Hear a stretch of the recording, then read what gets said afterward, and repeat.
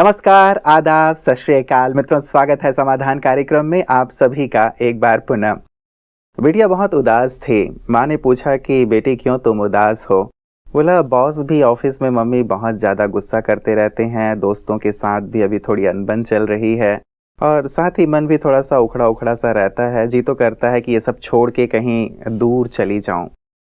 माँ ने प्यार से उसके सिर पे हाथ फेरा और उसे किचन में ले आई। किचन में उन्होंने 3 चीज़ें लीं, गाजर, अंडा और साथ ही कॉफ़ी बीन्स। उन्होंने 3 अलग अलग बर्तन चढ़ाए और तीनों में पानी गर्म करते हुए उन तीनों चीज़ों को अलग अलग बर्तन में डाल दिया। 20 मिनट के बाद तीनों को उन्होंने बाहर निकाला, 2 को प्लेट में और 1 को कॉफ़ी बीन्स जिसमें थी उसे जग में डाल दिया। अब बेटी को लेके उनके पास पहुंची और कहा, देखो तुम्हें क्या दिखाई दे रहा है? गाजर पहले दिखाया।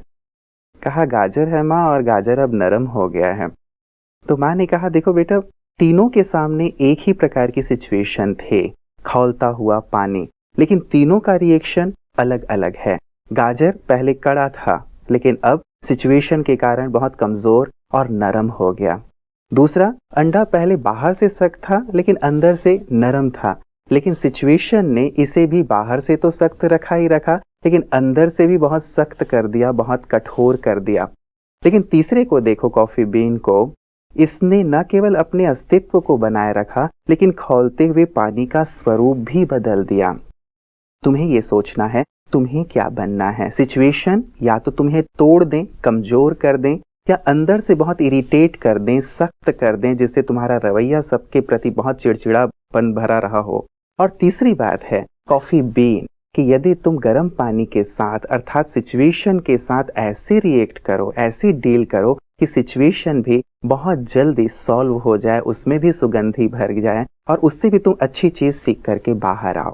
बिटिया को बहुत सुंदर और प्रेरक बात सीखने को मिल गई थी। मित्रों, हर सिचुएशन हमें कुछ ना कुछ सिखाती है। बात यह है कि उसके लिए हमारा नजरिया कैसा है और हम कैसे रिएक्ट करते हैं। तो सिचुएशन भले जीवन में आए, हमारा जो रिएक्शन है बहुत पॉजिटिव हो तो सचमुच उससे हम बहुत कुछ सीखकर आगे बढ़ते हैं। आइए इसी सुंदर बात के साथ समाधान की शुरुआत करते हैं। अभिनंदन करते हैं भ्राता जी का।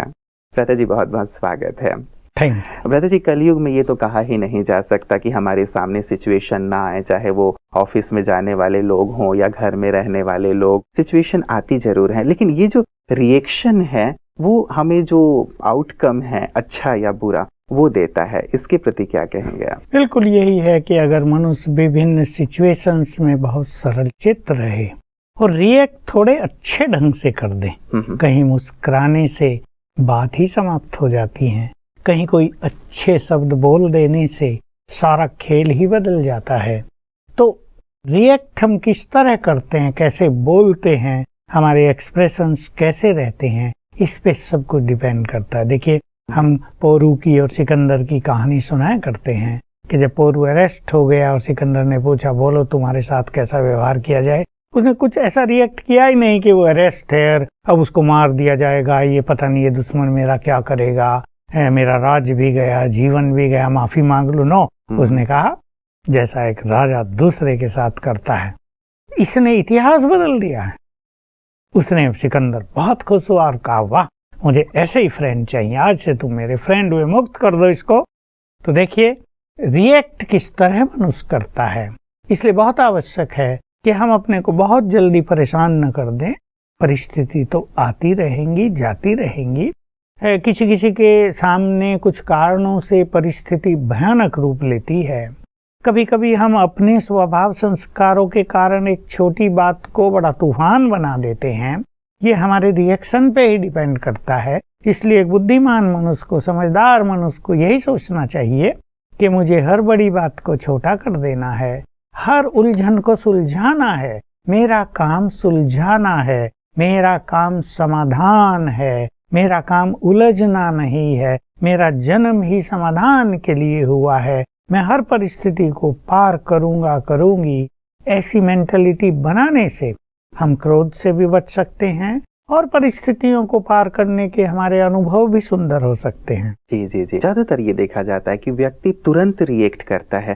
आपके अनुभव और विचार से कैसा होना चाहिए? क्या हमें थोड़ा रुकना चाहिए, सिचुएशन पे थोड़ा फोकस करना चाहिए, उसके बाद अपना रिएक्शन देना चाहिए, या तुरंत रिएक्शन देने से बहुत ज़्यादा नुकसान हो जाता है? बिल्कुल, प्राचीन काल से ये बहुत सुंदर एक कहावत चली आ रही है कि धैर्य से क्रोध को जीतो। क्रोध की दवाई धैर्यता है।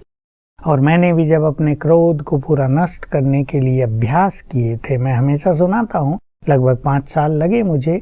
यानी मेरा लक्ष्य था मन से भी उसका उद्वेग नष्ट हो जाए।